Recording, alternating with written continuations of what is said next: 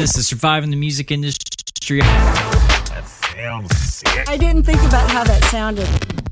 The Tiger King Part 2 is happening right now. No, it's not. I'm just taking advantage of all this clickbait happening right now around the Tiger King, but this is surviving the music industry, and this is Brandon Harrington that you're listening to. This is my podcast. I get to talk to some pretty gnarly people, and that's no different today. Little special treat, new thing I'm doing. Releasing episodes throughout the week, a lot more often, more frequently. Today's episode is with Western Centuries. They got a record coming out called The Captain, coming out April 3rd. So it's either you're getting it tomorrow, today, or yesterday. Be sure to go check it out if that's your thing.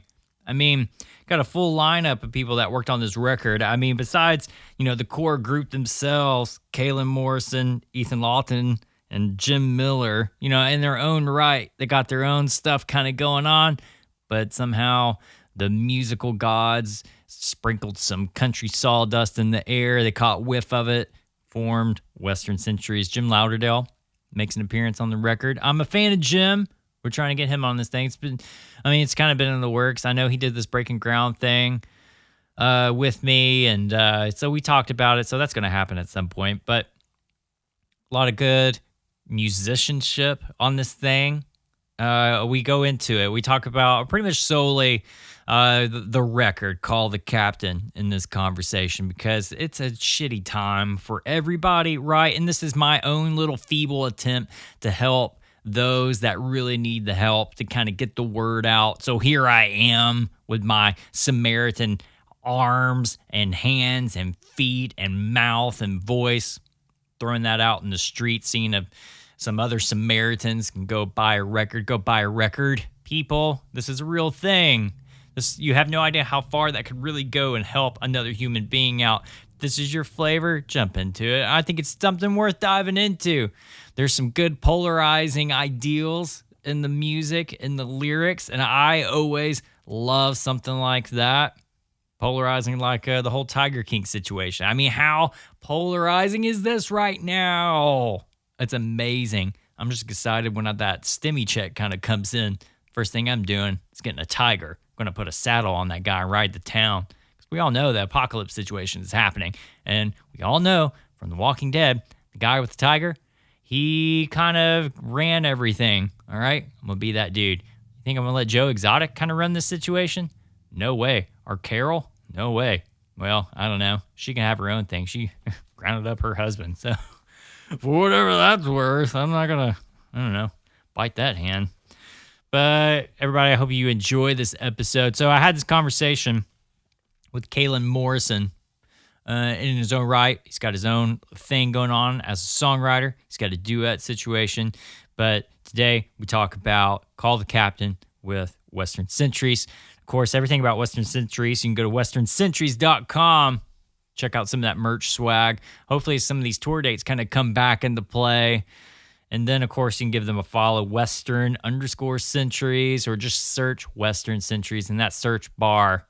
It's out there. If you're a boomer, you can figure it out. Search bars were around, right? All right, Western Centuries. Just got to look it up. Can't be that hard. Okay, if you have problems, go to @SMI Podcast on our social, and we can lead the way. We can guide you down that path. You can go to smipodcast.com. While you're at it, drop us some email, some love mail, some hate mail, and we can go for it for there. But this is a great record. Like I said, it's a little bit polarizing. I feel like some of the things you might argue with, but I dug it because you know what? Freedom of speech. Freedom of saying whatever you want artistically for the right of being artistic. And especially with, this idealism of, country not being so polarizing is so interesting to me. And I keep using that word. And, I don't think they mean to do this. They just kind of put out the thing that they want to put out. And if you love it, you love it. If you don't, you don't. I loved it. I thought it was a great project. So you guys need to go get it, Called The Captain. It's out now. Download it, stream it, enjoy it. Of course, go to westerncenturies.com. But here is Cahalen and I talking about the current state of events. He's in Seattle right now. I'm in Seattle. So the kind of weird thing about our band is two of us, Ethan and I, both live in Seattle. Jim lives in the Hudson Valley. Ngozi, the bass player, lives in Lafayette, Louisiana, and Thomas, the steel player, lives in Nashville. Are you feeling that pressure? Like, are you like inside Seattle? Like, do you feel that sense in the city or in the area that you're at right now? Yeah, I mean, I've basically just been like, self quarantining for the past week. Just staying at the house and not going out or anything. But even as a week ago, I was downtown driving, and the streets are just like, it's like a ghost town. It's really wild. I've never seen it like this before. That's insane. Nashville's not quite there yet. There's still a bunch of Trump-loving, like, people that don't believe in science, like, still right. kind of walking around thinking that they're untouched because of whatever they have. And it's amazing because I had to make a mad dash to the office to get gear to my home to start recording from home like this. And I was amazed how many people are still out. Yeah, I mean, there's still people out and about here too. I mean, there's, not everybody watches the same news channels or, that kind of stuff. So believes in science. There is that.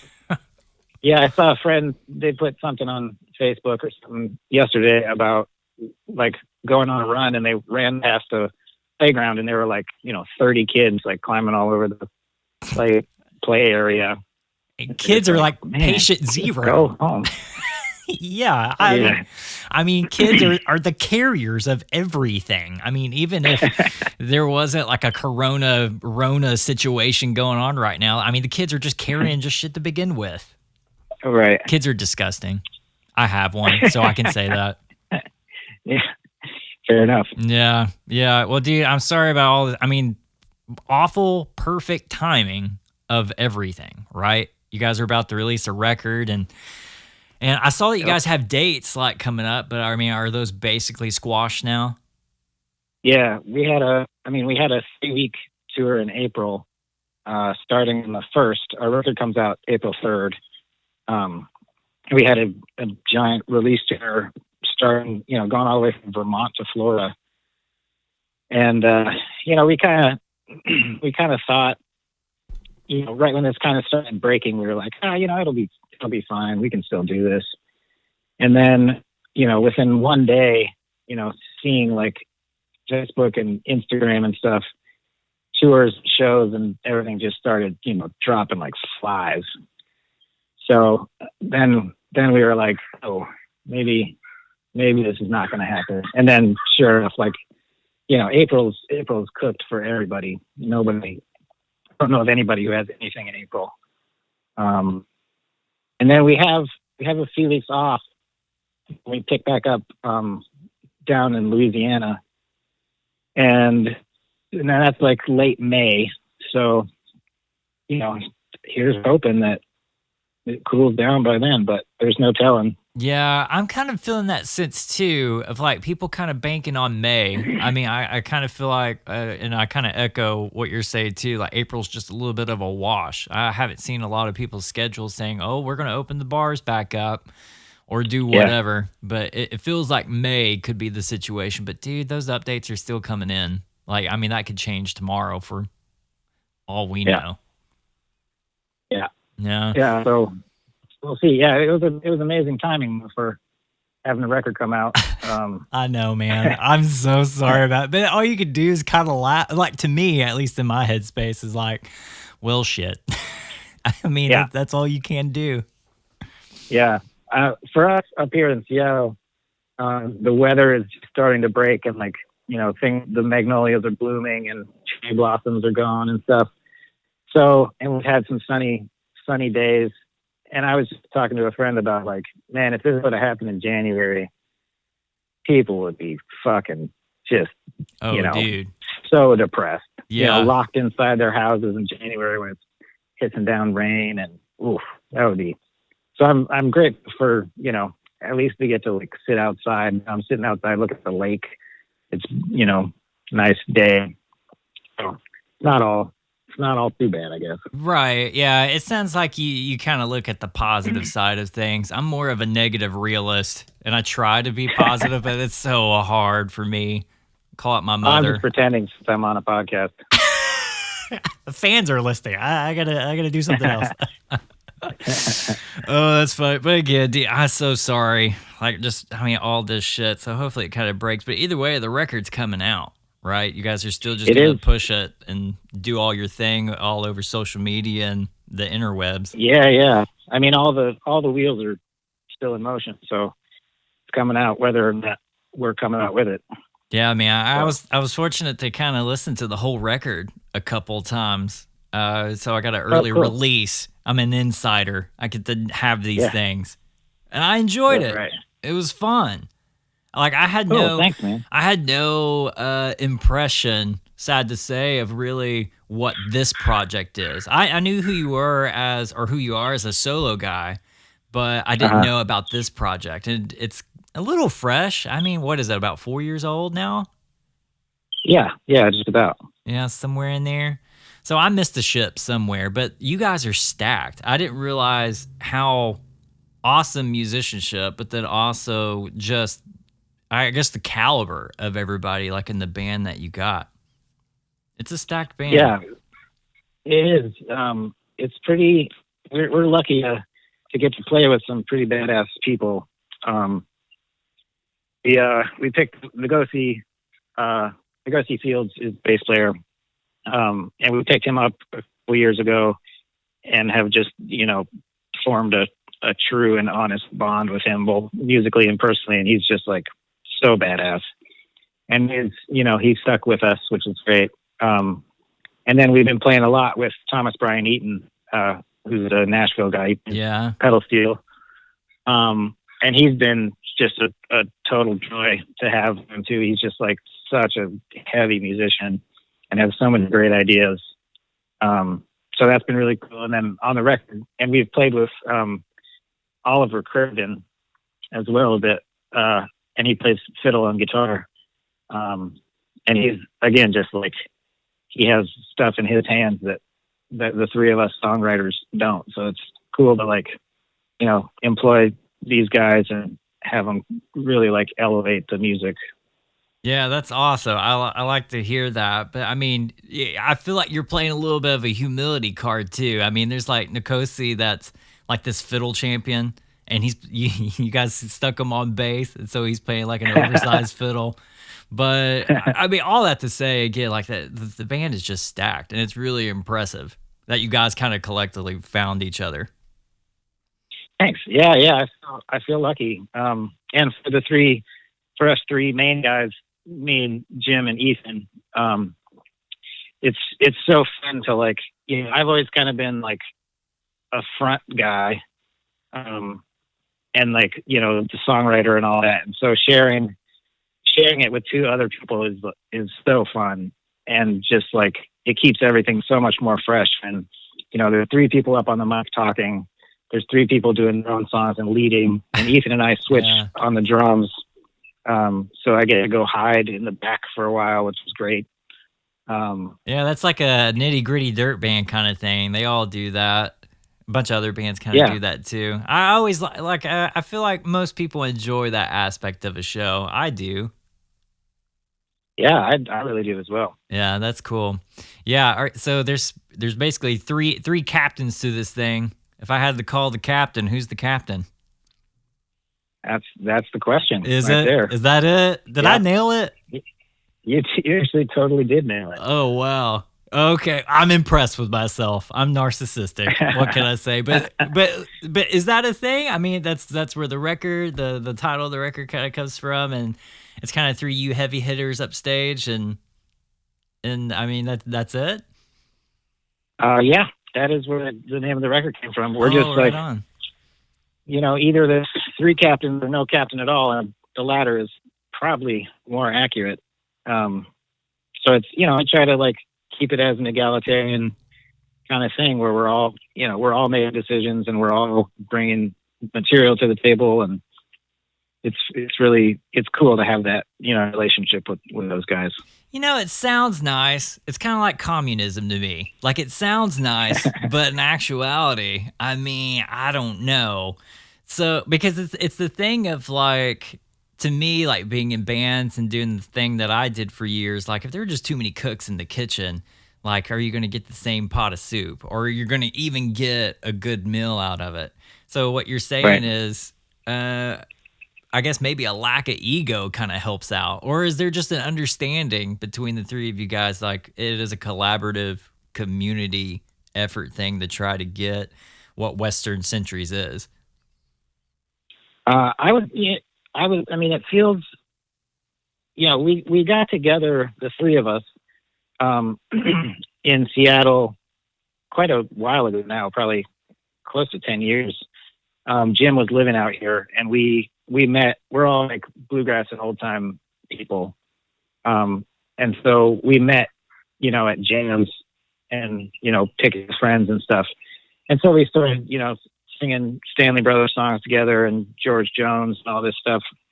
And we were friends before we were, musical compatriots.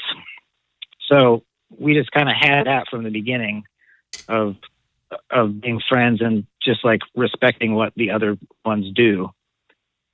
So, I mean, it takes the right kind of people and the right kind of personalities to have this work. Like you were saying with the cooks in the kitchen. I mean, I know, most bands that have this, it doesn't end up working in the end. Oh man. Look at the band, for instance. Yeah. Just like, yeah. But that's a great example. So far, so good from ours. Yeah, it's a rare feat. Like when you actually like what a band is. Like the core essential what it is. It's a band of brothers that grew up and they make this music together and they can be happy in the end. I mean, I have not watched a documentary once where everybody is happy with their situation, except for Rush probably. But I mean, that's about it. Yeah. So I mean, hopefully that's not telling of what's going to happen for us, but I just don't think it is. We're just pals. That's awesome. We're trying to make it work the best we can. Yeah, man. I love the sound of the record too. Call the Captain. Who produced it? And was it produced live? Like, did you guys all track everything live? We didn't track everything live. There's certainly overdubs and stuff. We did a lot. We did the majority of it live. And there are some songs on there that are totally live. It was produced by Bill Reynolds in Nashville, who he's got a studio out in West Nashville. Yeah, Band of Horses guy. Yeah, he was in Band of Horses. Right. Yeah, that's right. Okay. Yeah, so he was kind of at the helm, and he produced our first record called "Way to the World" as well. And so it was fun to come back to him. And now that we kind of have a more established thing and we know what we're after, and he's seen our growth and progression, and he just, understood what we were going for. So it was like we were totally on the same page, which was cool. He's super psyched about it. So that was really a great experience. It was the most fun I've had making a record in quite a while. I just loved how I don't know if there's a right word to it. There's just it's minimal to me. Like there are like tracks like that stuck out in my imagination, like Barcelona Lighthouse or Before That Final Bell, that were just like, oh, this is like stripped down to the core and it gets like that emotion or that idea is still across. It's not like it was just overproduced, like basically the whole record, but some of those like minimalistic songs, those like really stuck out to me a lot. Cool. I'm glad to hear that. We had fun kind of going both ends of the spectrum. Like Space Force is a crazy song, and we like produced the hell out of it. There's like synth on it and all sorts of stuff, and we had fun. We did some weird we recorded some piano and played it backwards, and just like doing really fun stuff. And then there's things left Before That Final Bell, or all the things that I could say to you right now, which are just like pretty sparse. so it was fun to kind of play with that and try to get like a real broad spectrum while keeping things still like it's a coherent record and Yeah, man. sounds like one band. It was a super dynamic record. I mean, everything like from like Space Force was definitely. I mean, we're definitely going to talk about Space Force, but I mean, from that also to like some of those like bare minimum songs, it was just like, oh, this is taking me for a ride. Are you guys? Do you feel like that you guys are like still experimenting who you are, or do you feel like you know what this thing is now? This is your second time around with Bill. Like, do you feel like that? Well, this is Western Centuries. This is it. Because I feel like there was lots of growth from that first record. Yeah. It feels, it's felt like that to us for the past two records. I mean, the second record we made, we were like, oh, cool. We're like, we're getting somewhere and we're kind of, creating a sound. And then this one felt even more like that. So, I mean, who knows what'll happen on the next record? Maybe things will continue to progress or degress depending on which way you look at it. Yeah. But no, I feel like we do understand and kind of feel where we're at right now. And it feels good. And it was a natural progress. We weren't like forcing anything or trying to sound a certain way. We were just, we're just bringing our songs and playing them. And it felt like it came out, as a cohesive thing. And the record sounds like a band. It doesn't sound like three different artists, bringing some wildly different things to the table. So yeah, I feel like we're in a good place with that, and no telling, where it'll go next. Yeah, and back to even those dynamics too. Like Dynamite Kid was like a breakout one in my imagination. And then again, Space Force. I think we can go ahead and talk about it because I feel like everything that you guys said is everything that I love about the idea of an actual Space Force. Like this is actual conversations I have in my own imagination. And so was this, you tell me about the song first and then we'll just kind of go back and forth on it. So that one, it's a Jim Miller original. And when he first sent it, like he recorded it just on his phone with like an acoustic guitar, and he was just singing it by himself, all quiet. And initially I thought it was a joke. He was like, "Look at this silly thing." That's amazing. Yeah, yeah, and it is kind of a joke. Yeah, because Space Force is a fucking joke. Yeah. So that was kind of the point of just like pointing out how utterly and amazingly stupid it is. But then we just started like, when we started playing it, it was getting like louder and crazier, and we just went for it and wound up with that. So yeah, and that's what it is. So do you feel, I mean, you said it was a joke and it felt like a joke, but so it's satirical. I mean, like it's satirical writing of this factual thing that's going on, but here's the funny of it, right? Exactly. Yeah. Satirical is a much better word than a joke. I don't want to make it sound like I'm calling Jim's song a joke, but it is. Nah. It is a satire. Certainly. Yeah, I don't think you were at any point, but that's kind of what I hear from it. And I always, we're a listener, so we're gonna like put our own thoughts and impressions on it. So it is kind of satirical writing. I mean, but is it political? Is there a difference between satire and like taking a stance? Because it's not like in any point in the song that you took a stance on either side of the fence, or is it? I would say, I mean, the way that Jim kind of approaches it, I'll speak for him, and he can correct me if I'm wrong later sometime. But the first half of the song, he talks about helmets made of sugar and his Dalo ray gun and all this like, jokey kind of made up stuff. Yeah.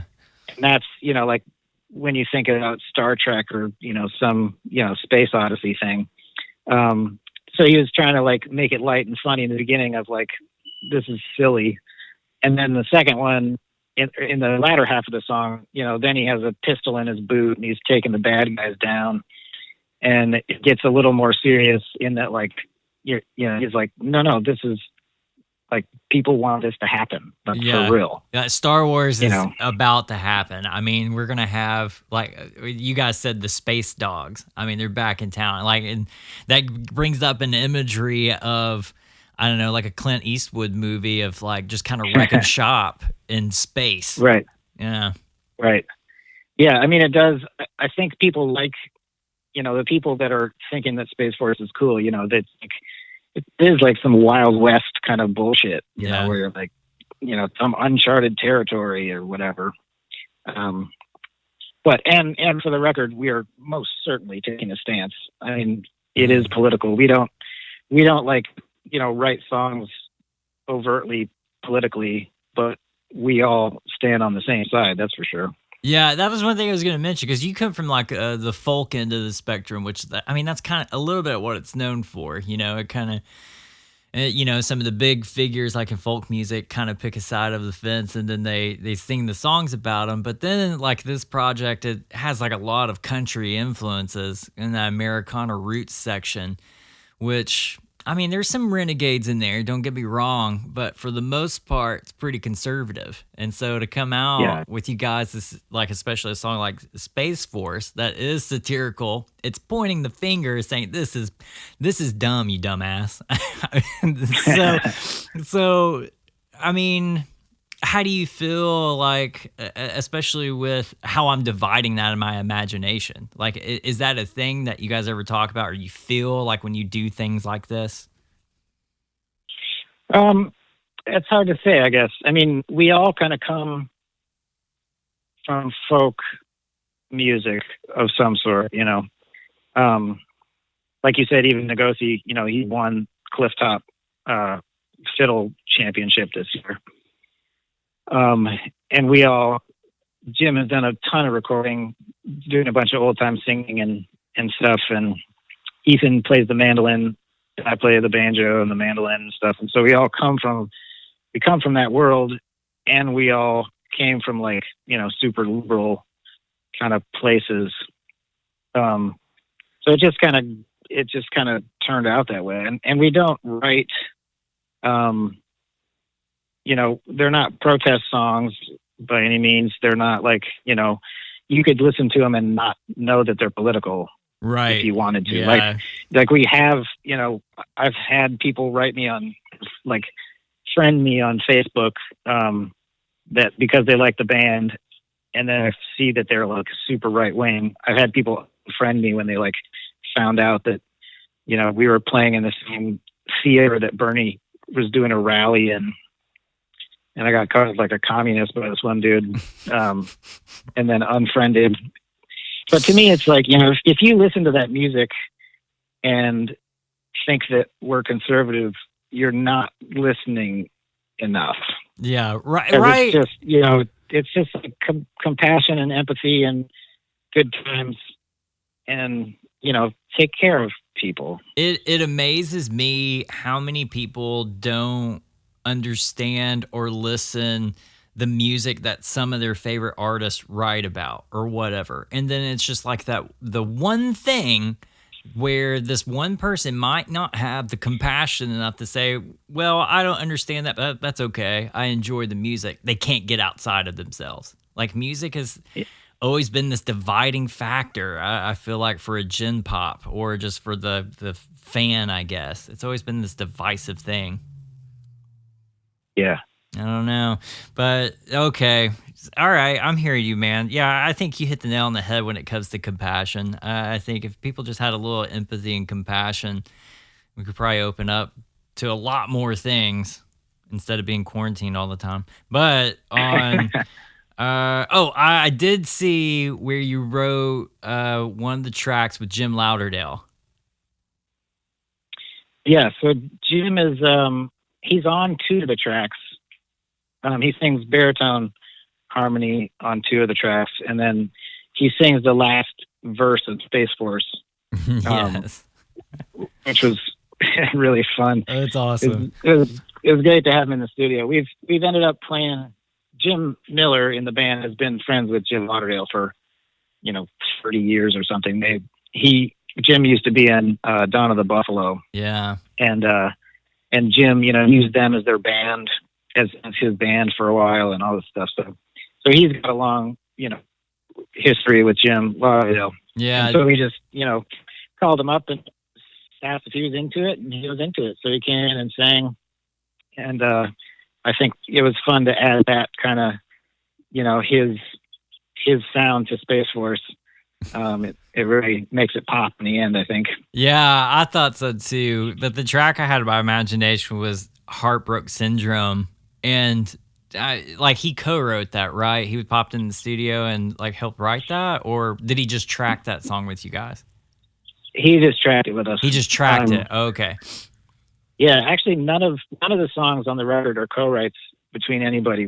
Wow. We all three just write on our own, and then bring them in, and all the arrangements and all that stuff is very, we work together on that and collaborate, and songs come out, sometimes wildly different than we would have thought or whatever. But we all write just on our own. Oh, wow. That makes it even better. That goes back to that, I don't know, that positive diplomatic republicness of the band itself, and you guys still like each other. I didn't know that about the writing side of it. That's cool. Yeah. Yeah, that's just, I don't know. I've never co-written with anybody, and I don't think either one of them really has either. Yeah, man, that's great. I really dug this record and jumping into it because it had themes of grief all the way to satirical humor. There were hints of loneliness in a couple of things. I love Dynamite Kid. Had this CCR vibe to it. Yeah, man, I really dug into it. I really hope, I don't know, tour dates and everything kind of jump back in May and for the summer for you guys. Yeah, I hope so too. If the summer gets fucked, just the industry is it's gonna be hard. Yeah, there's right. gonna be a lot of festivals that I don't think would be able to happen again. There's gonna be venues that'll close, bands that'll break up.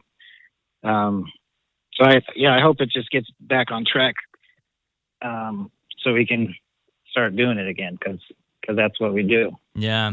What are you guys doing in the meantime? Are you guys doing any kind of live shows, streaming, or is there something that I don't know about, people should know about, especially musicians? Do you guys do anything during this time? Yeah, unfortunately not.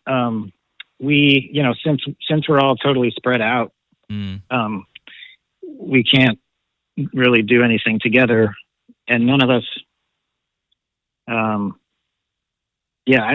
don't think anything's going on at the moment. We're all just kind of hunkered down and doing some writing and that kind of thing, just waiting for the record to come out. Gosh, man, that just put the damper on momentum, just even for the band itself. You can't even be in the same state as one another, on your own. Yeah, it's a frustrating time, for sure. Man. I'm sorry, man, but nothing but good vibes and everything your way, and I hope this record just becomes the thing for you guys. Thanks. Yeah, we're all really looking forward to it, and just, hoping for the best. This will blow over and we can all get back to what we're doing. Help a brother out. Musica is out. Call the captain. Western Centuries. That was Cahalen Morrison. I appreciated his time. He's a good dude. Talked a little bit after, a little phone chatty chat, just to make sure everything was good and healthy. All their dates have been canceled or rearranged, rescheduled until, I don't know, question mark. So the best way that you can help this band is go support this record. Go buy a record, share it with a friend, download it, stream it, help these guys out, because we're all in the same ship. I'm sure that you can do the same for another band that's out there. Listen to music. It's more important in this time, probably more than ever, to combat that isolation. I don't know. I just released this episode with Jill Andrews as well Tuesday. Be sure to go back and listen to that if you're a big fan of Jill Andrews. I'm Brandon Harrington. This is my podcast, Surviving the Music Industry. Thanks for listening at SMI Podcast, smipodcast.com. Stay in touch. This moment of isolation doesn't have to be isolated. If you enjoyed this episode, share it with a friend. I'm sure they might get something out of it. We got into some good stuff. I appreciate Cahalen. Nothing but good vibes and everything glittery heading your way, my man. I really hope everybody does well just the same. Thanks for listening. Stay healthy, wealthy, humble, and kind out there, everybody. That's when we need it, and we need it right now. All right, happy surviving. See you guys next time.